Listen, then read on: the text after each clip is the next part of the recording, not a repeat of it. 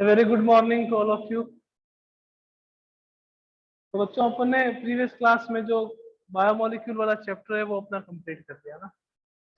इसमें जो last topic चल रहा था न्यूक्लिक एसिड, कैसे पॉलीन्यूक्लियोटाइड का फॉर्मेशन होता है, पॉलीन्यूक्लियोटाइड से कैसे जो न्यूक्लियोटाइड है उसमें कौन कौन से कंपोनेंट रहते हैं, न्यूक्लियोसाइड में कौन कौन से कंपोनेंट रहते हैं। जो न्यूक्लियोटाइड्स हैं वो क्या करते हैं, फॉस्फोडाइएस्टर बॉन्ड से पॉलीन्यूक्लियोटाइड का फॉर्मेशन करते हैं। मीन्स न्यूक्लियोटाइड यूनिट्स जो हैं वो एक दूसरे से लिंक रहती है बाय फॉस्फोडाइएस्टर बॉन्ड, है ना। और उसके बाद डीएनए की स्ट्रक्चर के बारे में देखा, डबल हेलिकल स्ट्रक्चर होती है डीएनए की ना। और डीएनए में आपके पास 4 टाइप के नाइट्रोजनस बेस प्रेजेंट होते हैं। कौन कौन से रहते हैं, एडेनिन रहता है, साइटोसिन रहता है, थायमिन रहता है और ग्वानिन रहता है। बॉन्ड जो प्रेजेंट होता है वो साइटोसिन और ग्वानिन के बीच में और एडेनिन और थायमिन के बीच। साइटोसिन और ग्वानिन के बीच में जो बॉन्ड रहता है वो ट्रिपल बॉन्ड रहता है। एडेनिन और थायमिन के बीच में जो बॉन्ड रहता है वो आपके पास कौन सा बॉन्ड होता है, double bond.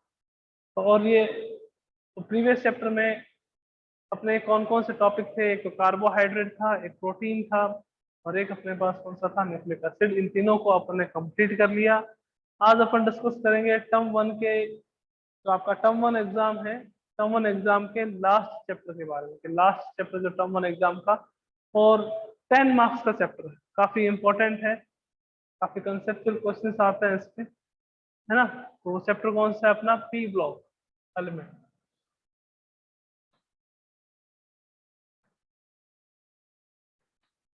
P block element.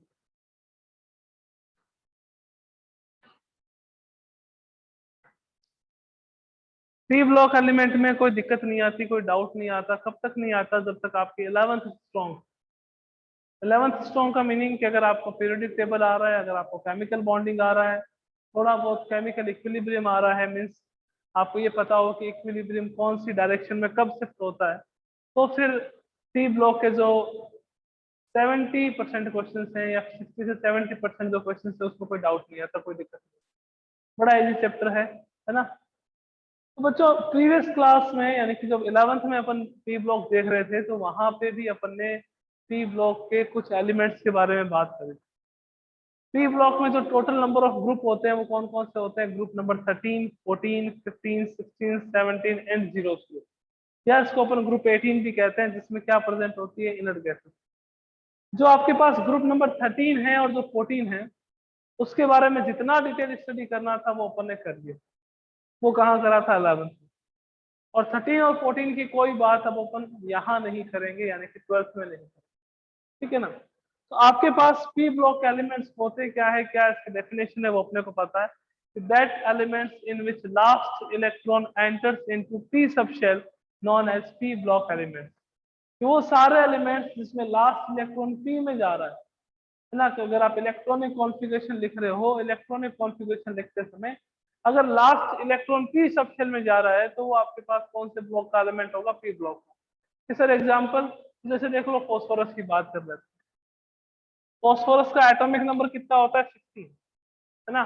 तो कॉन्फ़िगरेशन क्या लिखेंगे इसका, 1s2, 2s2, 2p6,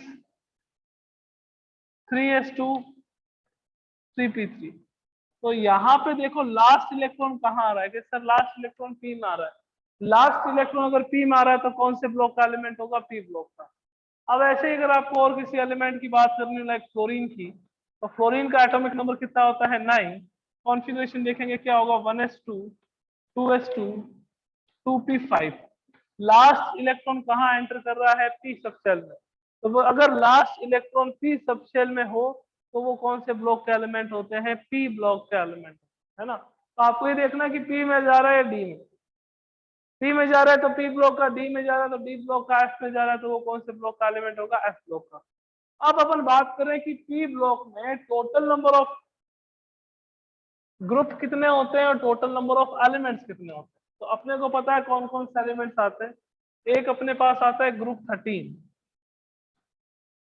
एक आता है 14, एक आता है 15, 16, 17। अब इसको अपन 18th ग्रुप भी कह सकते हैं और इसको अपन 0 ग्रुप भी कह सकते हैं। 0 ग्रुप और 18th ग्रुप, है ना। 13 ग्रुप जो है उसमें कौन कौन से एलिमेंट थे आपके पास? बोरोन था, एल्यूमिनियम था, गैलियम था, इंडियम था और आपके पास थीलियम। ये सारे एलिमेंट्स है ना। 14 की बात करें तो अपने पास नाइट्रोजन था, फॉस्फोरस, सॉरी 14 में नहीं है 15 में है, कार्बन, सिलिकॉन, जर्मेनियम, टिन और आपके पास लेड। 15 की बात करें तो 15 में अपने पास कौन कौन से हैं? नाइट्रोजन, फॉस्फोरस, आर्सेनिक, एंटीमनी और बिस्मथ। 16 की बात करें तो ऑक्सीजन, सल्फर, सेलेनियम, टेलुरियम और आयोडीन। क्या बात कर रहे हो? पोलोनियम, भूल जाता हूँ कभी कभी, दिमाग से निकल जाती है। यहाँ पे फ्लोरीन, क्लोरीन, ब्रोमीन है ना, आयोडीन और एस्टेटीन। यहाँ पे कौन से आते हैं जीरो में?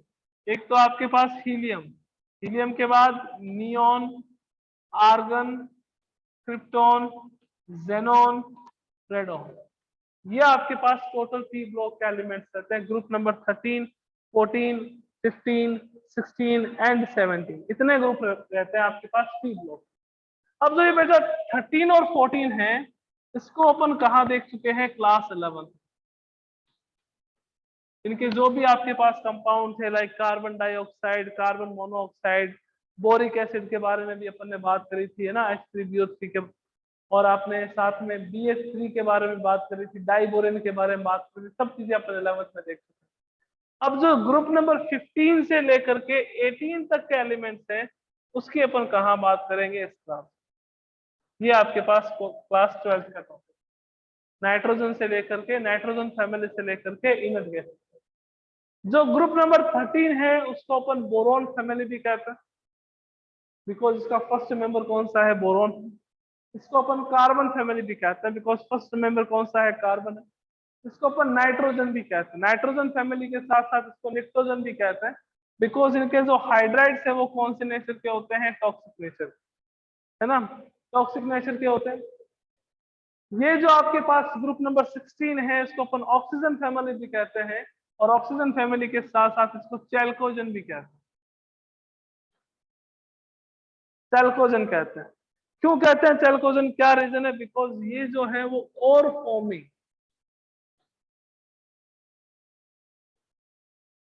फॉर्मिंग फैमिली है। जितने भी मेटल्स हैं उनके मेटल सोर का फॉर्मेशन में या तो आपके पास ऑक्साइड होंगे या सल्फाइड होंगे। लाइक अपने पास आयरन का अगर मेटल और चाहिए, हेमेटाइट है, मैग्नेटाइट है, सब में आपके पास ऑक्सीजन है ना। कॉपर का चाहिए, कॉपर पायराइट, सल्फर है। जिंक का चाहिए, ZnS। मरकरी का चाहिए, HgS। पीबी का चाहिए, PbS। पीबी का चाहिए, PbSO4। मीन्स जितने भी आपके पास मेटल्स हैं उनका मेटल और जो है वो आपके पास वो क्या रहते हैं? या तो ऑक्साइड्स होते हैं या सल्फाइड्स होते हैं।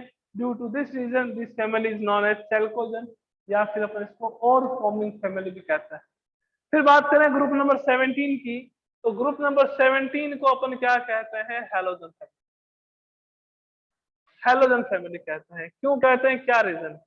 हेलो का मीनिंग होता है सॉल्ट, और जन का मतलब होता है जन।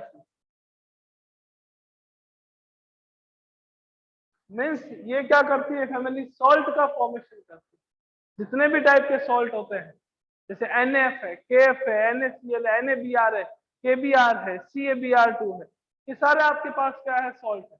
जितने भी टाइप के सॉल्ट हैं उन सॉल्ट का फॉर्मेशन इस फैमिली से होता है, इसके कारण इसको अपन क्या कहते हैं? हैलोजन कहते हैं। और ग्रुप नंबर 18 की बात करें तो ये तो आपके पास क्या है? Inert gas. Inert gases, neon, argon, krypton, xenon, radon. Sir helium को क्यों नहीं लिया? हीलियम में लास्ट इलेक्ट्रॉन कहाँ जाता है? एस सबशेल में जाता है। एस ब्लॉक का एलिमेंट भी कंसीडर करते हैं इसको, एस ब्लॉक का ही करेंगे, बट इनकी प्रॉपर्टीज जो है वो इनर्ट गैसेस के जैसी है, तो उनको इनर्ट गैसेस वाले ग्रुप में रखा हुआ। ओके, तो अपने को इस चैप्टर में ओनली एंड ओनली क्या देखना है? ग्रुप नंबर 15 से लेकर के ग्रुप नंबर 18 तक की देखना। 13 14 की अपने को हेडेक नहीं है ना। अब ग्रुप नंबर 15 है तो उसमें उसमें और क्या क्या देखना है? क्या होता है? सबकी फिजिकल प्रॉपर्टीज के बारे में बात करेंगे। 15 16 की, 17 की, 18 की, मीन्स सबके पीरियोडिक प्रॉपर्टीज देखेंगे। वही आपके पास एटॉमिक साइज, वही आपके पास मेटेलिक कैरेक्टर, वही आपके पास ionic ionisation energy, electronegativity, electron affinity, सबका। तो मैं सबको रिवाइज करवाऊंगा एक बार, है ना, सारी जो प्रॉपर्टीज है, बट वो एक बार ही करेंगे। ऐसा नहीं है कि जैसे एनसीईआरटी में गिवन हो कि मैं पहले इसका एटॉमिक साइज के बारे में बात करूं, फिर इसके एटॉमिक साइज के बारे में बात करूं, फिर इसके एटॉमिक साइज के बारे में बात करूं, फिर इसके एटॉमिक साइज के बारे में बात करूं, या फिर पहले इसकी इलेक्ट्रोनेगेटिविटी के बारे में बात करूं, फिर इसके इलेक्ट्रोनेगेटिविटी के बारे में बात करूं। सारी टर्म्स होती क्या है, एक क्विक रिवीजन जो है 11th क्लास का वो अपन देख लेंगे। उसके बाद इस चैप्टर में आती है केमिकल प्रॉपर्टीज, वो बड़ी इंपॉर्टेंट। वो इंपॉर्टेंट क्यों है? बिकॉज अगर आपको पता हो तो अपन ने 11th में जब ये चैप्टर कर रहे थे तो एक इफेक्ट पढ़ा था, उसको कहते हैं inert pair effect. Inert pair effect, inert pair effect क्या होता है? सबको पता है, नहीं पता है तो मैं बता देता हूं कि जब आप किसी भी ग्रुप में पी ब्लॉक के एलिमेंट्स के किसी भी ग्रुप में टॉप टू बॉटम आते हो, तो टॉप टू बॉटम आने पर जो वैलेंस एस सबशेल के इलेक्ट्रॉन्स है वो बॉन्ड फॉर्मेशन में पार्टिसिपेट नहीं करते। ये सर क्यों नहीं करते, क्या रीजन है? रीजन ये है कि जब आप टॉप टू बॉटम आते हो तो टॉप टू बॉटम आने पे क्या रहता है कि आपके पास स्क्रीनिंग इफेक्ट की जो वैल्यू है वो बहुत कम हो जाती है। कि सर होता क्या है स्क्रीनिंग इफेक्ट?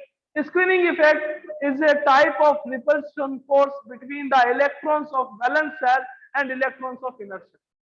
तो अगर इनर शेल के इलेक्ट्रॉन वैलेंस शेल के इलेक्ट्रॉन को रिपेल नहीं करेंगे, then the attraction force between the nucleus and electron of valence shell increase हो जाएगा। उससे क्या होगा कि उससे जो वैलेंस शेल के एस सब शेल के जो इलेक्ट्रॉन्स हैं वो बॉन्ड फॉर्मेशन में पार्टिसिपेट नहीं करेंगे। कि सर नहीं करेंगे तो नहीं सही, हमें क्या करना है? आप हमारा सरदर्द क्यों बढ़ा रहे हो? नहीं करेंगे तो उससे क्या होता है बच्चों कि जो ऊपर वाला एलिमेंट है वो तो पॉजिटिव ऑक्सीडेशन स्टेट करते हैं ज्यादा वाली, लाइक +5 वाली, और जो नीचे वाला एलिमेंट है उनकी हायर ऑक्सीडेशन स्टेट की स्टेबिलिटी जो है वो कम हो जाती है। आपको ये पूछ लेंगे कि PCl5 का तो फॉर्मेशन होता है, BiH5 का क्यों नहीं होता है, ये क्यों अनस्टेबल है? आपकी एनसीईआरटी का इंटेक्स का क्वेश्चन है कि BiH3 is stable while BiH5 is not stable, why? Explain why? क्या रीजन रहेगा इनका? तो अपने को पता है कि BiH3 में बिस्मिथ की जो ऑक्सीडेशन स्टेट है या वैलेंसी है, जो चार्ज है, वो कितना रहता है? +3, और यहाँ पे कितना रहता है? +5। But due to the inert pair effect the oxidation state, higher oxidation state is unstable. Bi+5 क्या रहता है? अनस्टेबल। Bi+3 क्या रहता है? स्टेबल। रीजन बता दिया मैंने, इनर्ट पेयर इफेक्ट के कारण से। रीजन क्या रहेगा आपके पास? Inert pair effect. क्या है इनर्ट पेयर इफेक्ट? ये अपने को पता है कि stability of maximum oxidation state decreases and minimum oxidation state is increases when we move top to bottom in a group. जब आप टॉप टू बॉटम आओगे तो ऐसा नहीं है कि सर फॉस्फोरस की +3 होगी, ये इनर्ट पेयर इफेक्ट नहीं शो करेगा। नीचे वाले शो करते हैं, बिस्मिथ शो करेगा, पीबी शो करेगा। पीबी की बात कर ले, क्वेश्चन आया Pb+2 और Pb+4 में से ज्यादा स्टेबल कौन सा है? कि सर +2 होगा। कौन सा होगा आपके पास? +2, बिकॉज मिनिमम ऑक्सीडेशन स्टेट है, और मिनिमम ऑक्सीडेशन स्टेट रहेगी ज्यादा स्टेबल, किसके कारण? Inert pair effect, due to inert pair effect. Okay,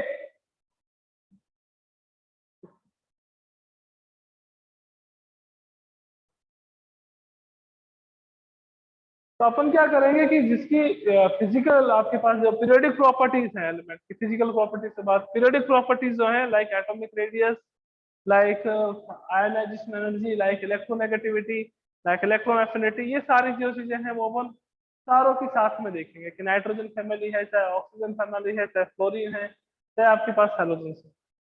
but जो इनकी फिजिकल स्टेट के बारे में बात करनी या फिर इनके केमिकल प्रॉपर्टीज के बारे में बात करनी, वो अपन सारे अलग अलग देखेंगे।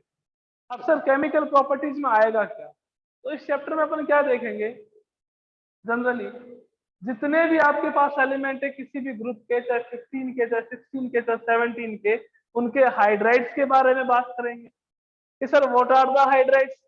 हाइड्राइड का मीनिंग क्या होगा कि अगर कोई एलिमेंट हाइड्रोजन के साथ रिएक्शन करता है तो वो किसका फॉर्मेशन करेगा? हाइड्राइड। तो नाइट्रोजन के भी हाइड्राइड होंगे, फॉस्फोरस के भी होंगे, आपके पास बिस्मिथ के भी होंगे। ऑक्सीजन के भी होंगे, सल्फर के भी होंगे, हाइड्रोजन क्लोरीन के भी होंगे, फ्लोरीन के भी होंगे। तो सबसे पहले अपन इनकी जो केमिकल प्रॉपर्टीज आएगी उसमें हाइड्राइड्स के बारे में, ऑक्साइड्स के बारे में, हैलाइड्स के बारे में, और बाइनरी सॉल्ट का फॉर्मेशन कैसे करते हैं उनके बारे में डिस्कस करेंगे ना। बहुत से अच्छे अच्छे क्वेश्चन हो जाते हैं कि which one is more acidic in N2O3 and N2O5। N2O3 और N2O5 में ज्यादा एसिडिक कौन सा? कि सर हम तो जय सिया राम जय माता दी लेट्स रॉक करके तुक्का मार देंगे, है ना। तो यहाँ पे N2O5 जो है वो ज्यादा एसिडिक होता है, बिकॉज N2O5 में नाइट्रोजन की ऑक्सीडेशन स्टेट कितनी हो जाती है +5, N2O3 में कितनी रहती है आपके पास +3। तो +3 और +5 में से ज्यादा कौन सी है? +5 है, तो +5 will be more stable, sorry +5 will be more acidic. ये ज्यादा क्या रहेगी? एसिडिक रहेगी, बिकॉज किसी भी एलिमेंट की ऑक्सीडेशन स्टेट जितनी ज्यादा होती है उसका आपके पास एसिडिक कैरेक्टर भी वो उतने ही ज्यादा शो करता है। ओके, आइए स्टार्ट करते हैं फिर एक एक करके।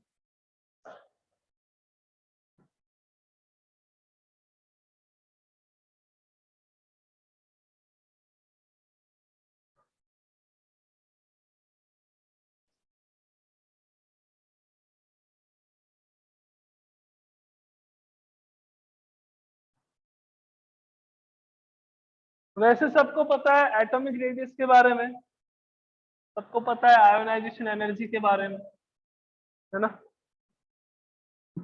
कि सर ऐसा आपको लगता है कि सबको पता है ना? अब देखो, अपन सबसे पहले बात करेंगे पीरियोडिक प्रॉपर्टीज की, क्योंकि अपने को टाइम वेस्ट नहीं करना। हर एक के लिए अलग अलग करेंगे तो बहुत टाइम वेस्ट हो जाएगा। हर एक ग्रुप की मैं अगर अलग अलग बताऊंगा, यहाँ पे सीधे सीधे कंसेप्ट के बारे में बात करेंगे, है ना। पीरियोडिक प्रॉपर्टीज में सबसे पहले आपके पास आता है atomic radius.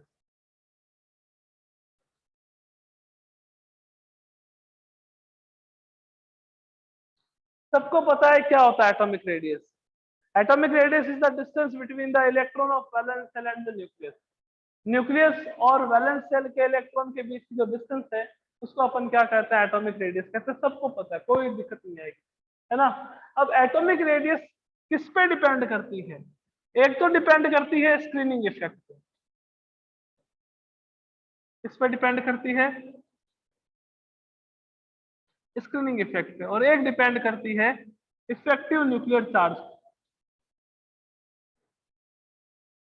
Effective nuclear charge, जिसको अपन ENC शॉर्ट फॉर्म में और Z इफेक्टिव कहते हैं। दो, इन दो फैक्टर पे इफेक्ट करती है, डिपेंड करती है। Atomic radius will be depend on the two factor, first is screening effect and second is effective nuclear charge. तो सर क्या होता है स्क्रीनिंग इफेक्ट? तो ये वही पूछेंगे जिन्होंने कभी पीरियोडिक टेबल नहीं देखा। स्क्रीनिंग इफेक्ट क्या हो गया? Repulsion between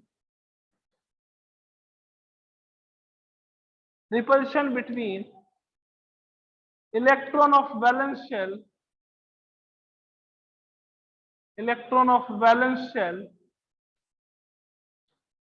and inner shell. Electron of valence shell and inner shell, कि आपके पास ये वैलेंस शेल है मान लीजिए किसी भी एलिमेंट की, और ये आपके पास इनर शेल है किसी भी एलिमेंट, है ना। तो इनर शेल के इलेक्ट्रॉन क्या करेंगे? इस पे भी नेगेटिव चार्ज, इस पे भी नेगेटिव चार्ज, दोनों पे नेगेटिव चार्ज। तो नेगेटिव चार्ज होगा तो क्या होगा? रिपल्शन होगा। रिपल्शन होने से ये इलेक्ट्रॉन क्या हो जाएगा? थोड़ा दूर चला जाएगा। दूर चला जाएगा मीन्स कि जितना ज्यादा स्क्रीनिंग इफेक्ट होता है एटॉमिक रेडियस हमेशा उतनी ही ज्यादा होती है। जितना ज्यादा स्क्रीनिंग इफेक्ट होगा उतनी ही ज्यादा आपके पास क्या होगी? Atomic radius. Means atomic radius is directly proportional to the screening effect. अब अगर किसी एलिमेंट का वीक स्क्रीनिंग इफेक्ट है, उसका स्क्रीनिंग इफेक्ट बहुत कम है, तो उसकी एटॉमिक रेडियस जो है वो क्या हो जाती है? कम हो जाती है। स्क्रीनिंग इफेक्ट कम क्यों होता है? क्या रीजन है कम होने का? उसका रीजन क्या रहता है कि अगर इनर शेल के इलेक्ट्रॉन कंप्लीटली फिल्ड है तो वो वैलेंस शेल के इलेक्ट्रॉन को रिपेल करने के बजाय वो अपने ही शेल के इलेक्ट्रॉनों को क्या करेंगे? रिपेल करेंगे। तो अपने ही शेल के अगर इलेक्ट्रॉन्स को रिपेल करेंगे तो न्यूक्लियस और वैलेंस शेल के इलेक्ट्रॉन के बीच में अट्रैक्शन फोर्स क्या हो जाएगा, इंक्रीज, और आपके पास साइज क्या हो जाएगा, छोटा हो जाएगा। इसी को तो अपन लैंथेनाइड कॉन्ट्रैक्शन कह देते हैं कि अगर ये लैंथेनाइड में प्रेजेंट। तो स्क्रीनिंग इफेक्ट क्या होगा, repulsion between electron of valence shell and the electrons of inner shell. Effective nuclear charge क्या होगा, this is a type of attraction force. Attraction force between nucleus and electron of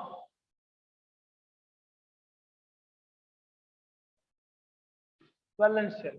Attraction force between nucleus and electron of valence shell. अब मान लीजिए कि यहाँ पे उस element का पॉजिटिव चार्ज, तो पॉजिटिव चार्ज है तो इन दोनों के बीच में कुछ तो अट्रैक्शन लगेगा, बिकॉज इस पे पॉजिटिव चार्ज, इस पे कौन सा चार्ज, नेगेटिव चार्ज।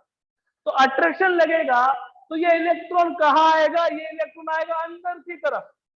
इलेक्ट्रॉन कहाँ आएगा, अंदर की तरफ, और अंदर की तरफ आएगा तो साइज क्या हो जाएगा, डिक्रीज। तो अपन यूं कह सकते हैं कि that atomic radius is inversely proportional to the NC, effective nuclear charge. तो ये दो फैक्टर हैं, एक तो आपके पास स्क्रीनिंग इफेक्ट और एक आपके पास इफेक्टिव न्यूक्लियर चार्ज। अगर स्क्रीनिंग इफेक्ट ज्यादा होगा तो एटॉमिक रेडियस भी ज्यादा होगी। ENC अगर ज्यादा हो गया means attraction between nucleus and electron of valence shell अगर इंक्रीज हो रहा है तो आपके पास साइज हमेशा क्या होगा, डिक्रीज होगा। ओके, अब बात कर लेते हैं कि लेफ्ट टू राइट जाते हैं तो क्या होता है, टॉप टू बॉटम जाते हैं तो क्या होगा। सबको पता है कि on moving left to right क्या होगा, on moving top to bottom क्या होगा, है ना। सब अच्छे बच्चे हैं, सब वेरी वेरी बहुत ज्यादा इंटेलिजेंट हैं। कुछ बच्चे तो ये भी कह सकते हैं कि सर ये सब चीजें मत करवाओ, हमें 11th की है, हमारी 11th बहुत स्ट्रांग है, ऐसा भी कह सकते हैं कुछ बच्चे। हमने 11th में बहुत मेहनत करी थी,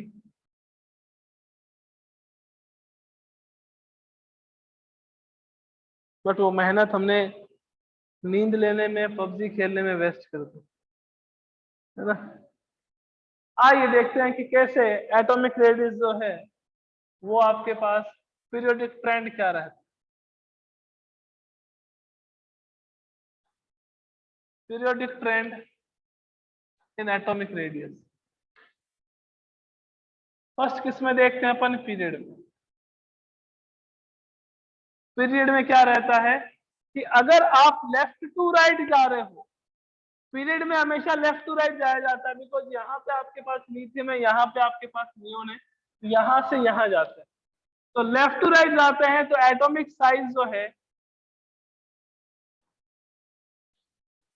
वो डिक्रीज होता है। एटॉमिक साइज जो है वो डिक्रीज होता है। क्या रीजन रहता है इसका बच्चों, रीजन ये रहता है कि number of valence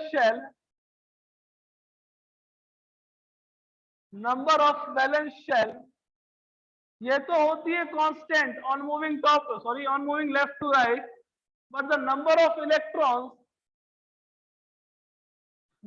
electrons will be increases.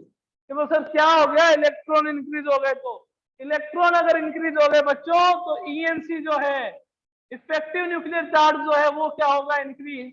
और इफेक्टिव न्यूक्लियर चार्ज अगर इंक्रीज होगा तो एटॉमिक साइज जो है वो आपके पास क्या हो जाएगा, डिक्रीज। एटॉमिक साइज क्या हो जाएगा, डिक्रीज।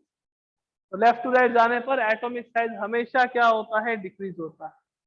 कि सर हर टाइम होता है, मैंने कहा नहीं। इनर्ट गैसेस की जो एटॉमिक साइज है वो क्या होती है, ज्यादा। कि सर ऐसा क्यों, ऐसा क्या कारण है, ऐसा क्या रीजन है, बिकॉज उनमें van der Waals force of attraction present होता है। Van der Waals force of attraction.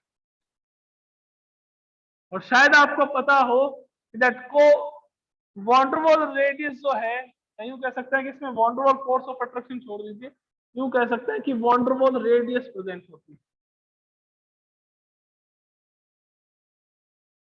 और आपको पता है कि जो वॉन्डरवॉल रेडियस है वो होती है 2 time of covalent radius, 2 type of covalent radius. अरे यार, 2 टाइप ऑफ कोवेलेंट रेडियस। तो पहला एक्सेप्शन क्या आ जाता है, inert gas. Generally, on moving left to right, atomic size decreases because ENC increases. But in the case of inert gas, van der Waals radius is present, and the van der Waals radius is just 2 times of covalent radius. तो उसका size क्या रहेगा? इतना बड़ा. Fluorine का इतना, यानी कि यूं कह सकते हैं कि अगर आप लिथियम से फ्लोरीन तक जाते हो बच्चों, तो साइज हमेशा क्या होगा? डिक्रीज. बट फ्लोरीन से अगर आप नियोन तक आते हो तो साइज क्या होगा आपके पास? है ना, साइज आपके पास क्या रहेगा? इंक्रीज. सेकंड, अब ये जो एक्सेप्शन करा रहा हूं वो डी एंड एफ में भी आएगा, तो वहां नहीं करेंगे, है ना. प्रीवियस ईयर का इस ईयर कर सकते हैं, और प्रीवियस चैप्टर का अगले चैप्टर में करेंगे, ये पॉसिबल नहीं. तो ये आएगा डी ब्लॉक में. कौन कौन से एलिमेंट आते हैं? देखो, स्कैंडियम आता है, टाइटेनियम आता है, वेनेडियम आता है, क्रोमियम, मैग्नीज, आयरन, कोबाल्ट, निकल, कॉपर, जिंक. ये आपके पास एलिमेंट. इसमें क्या रहता है बच्चों? पहले तो एटॉमिक रेडियस जो है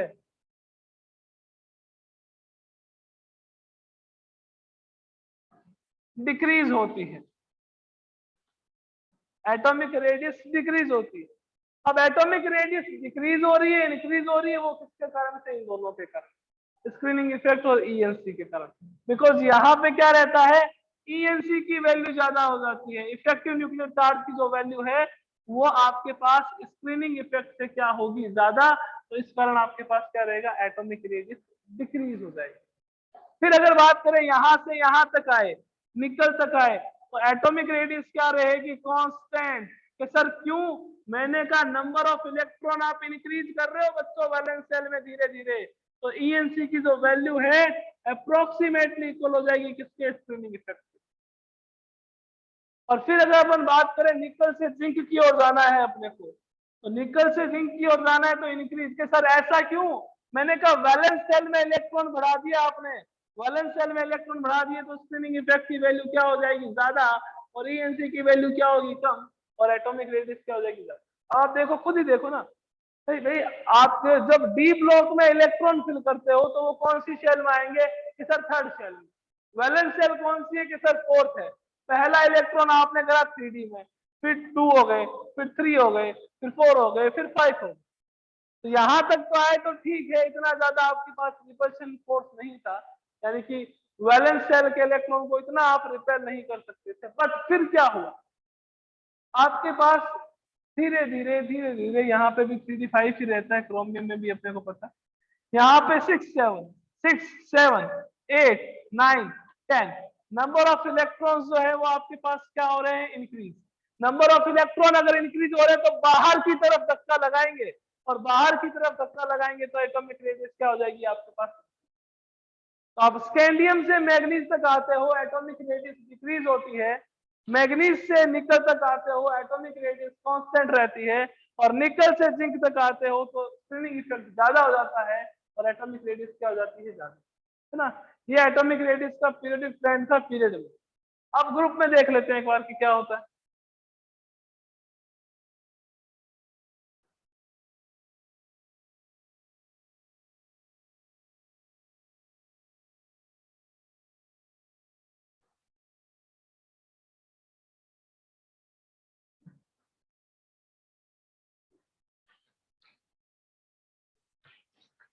ग्रुप में हमेशा कहां से कहां जाते हैं? टॉप टू बॉटम जाते हैं.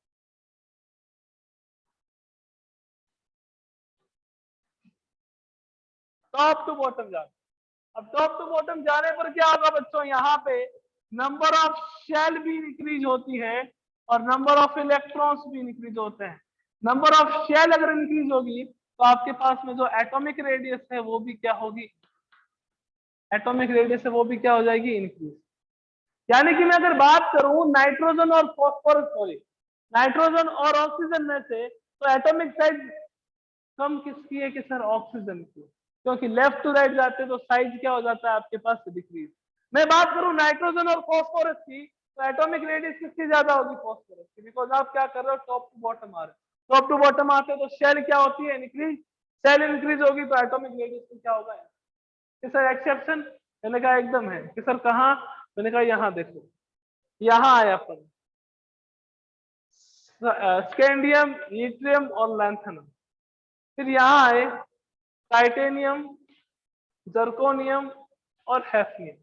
आपको शायद पता होगा ये आता है आपके पास एटॉमिक नंबर 57 पे, ये आता है 72 पे। बीच में जो 14 एलिमेंट्स है वो अपना नेक्स्ट चैप्टर है, वो कौन सा है? डी ब्लॉक, सॉरी डी क्या, एफ ब्लॉक, या अपन इसको क्या कहते हैं? लैंथेनाइड्स भी कहते हैं। तो होना क्या चाहिए था? टाइटेनियम, जर्कोनियम और हैफनियम में से साइज जो है वो किसका ज्यादा होना चाहिए था? हैफनियम का, बिकॉज अपन टॉप टू बॉटम आते हैं तो साइज क्या होता है? इंक्रीज। बट ऐसा नहीं होता। तो कैसा होता है? होता कुछ ऐसा है कि यहाँ पे जो एफ ब्लॉक में इलेक्ट्रॉन, एफ सबशेल में जो इलेक्ट्रॉन जा रहे हैं, उन इलेक्ट्रॉन का शिल्डिंग इफेक्ट या स्पिनिंग इफेक्ट कम हो जाता है, और कम हो जाता है उसके कारण से करेक्ट ऑर्डर क्या आएगा? टाइटेनियम, जर्कोनियम और approximately equals to the Hf. Because lanthanum के बाद क्या होता है? 14 इलेक्ट्रॉन्स आते हैं लैंथेनाइड के। कौन सी शेल में जाएंगे? फोर्थ शेल में जाएंगे। फोर्थ शेल में मैक्सिमम इलेक्ट्रॉन आ चुके हैं 32। तो वो क्या करेंगे? एक दूसरे को रिपेल करेंगे, ना कि बाहर वाले को रिपेल करेंगे। तो एक दूसरे को रिपेल करने के चक्कर में क्या हुआ? बाहर वाला अंदर आ गया। अंदर आ गया तो साइज क्या हो गया इसका? अप्रोक्सीमेटली इक्वल हो गया। तो ये रीजन रहता है कि टाइटेनियम, जर्कोनियम और हैफनियम में एटॉमिक रेडियस। एक तो नीट में पूछा हुआ क्वेश्चन है 2015-16 में कि आपके पास बोरोन है, एल्यूमिनियम है, गैलियम है, इंडियम है, थेलियम है, इसमें एटॉमिक रेडियस का करेक्ट ऑर्डर बताओ। तो उसमें क्या रहता है आपके पास? बोरोन से ज्यादा किसकी? गैलियम की। गैलियम से ज्यादा किसकी? एल्यूमिनियम की। एल्यूमिनियम से ज्यादा किसकी? इंडियम। ऐसा क्यों होता है? बिकॉज इसका जो कॉन्फ़िगरेशन है, इससे पहले आपके पास आता है 3d10 और 4s2, यानी कि थर्ड शेल को आपने कंप्लीटली फिल्ड कर दिया, 18 के 18 इलेक्ट्रॉन डाल दिए। अब वो एक दूसरे को क्या करेंगे? रिपेल करेंगे। एक दूसरे को रिपेल करेंगे, बाहर वाले को नहीं करेंगे। तो बाहर वाले को रिपेल नहीं करेंगे तो साइज बढ़ेगा नहीं, अट्रैक्शन बढ़ जाएगा। अट्रैक्शन बढ़ जाएगा तो ये शेल जो है वो अंदर आ जाएगी। अंदर आ जाएगी तो एटॉमिक रेडियस क्या हो जाएगी? ओके, तो ये दो एक्सेप्शन थे एटॉमिक रेडियस के, ये अपने कंप्लीट हुए। और एटॉमिक रेडियस कंप्लीट हुआ। कल की क्लास में अपन डिस्कस करेंगे किसके बारे में? आयोनाइजेशन एनर्जी के बारे में, और उसके साथ साथ इलेक्ट्रोनेगेटिविटी के बारे में और इलेक्ट्रोनेफिनिटी के बारे में। तो ट्राई करूंगा कि कल की क्लास में जो ये 11th वाला टॉपिक है ये पूरा कंप्लीट हो जाए। फिर अपन किसके बारे में बात करेंगे? फर्स्ट ग्रुप आएगा नाइट्रोजन फैमिली के बारे में। ओके, मिलते हैं नेक्स्ट क्लास में। Thank you so much.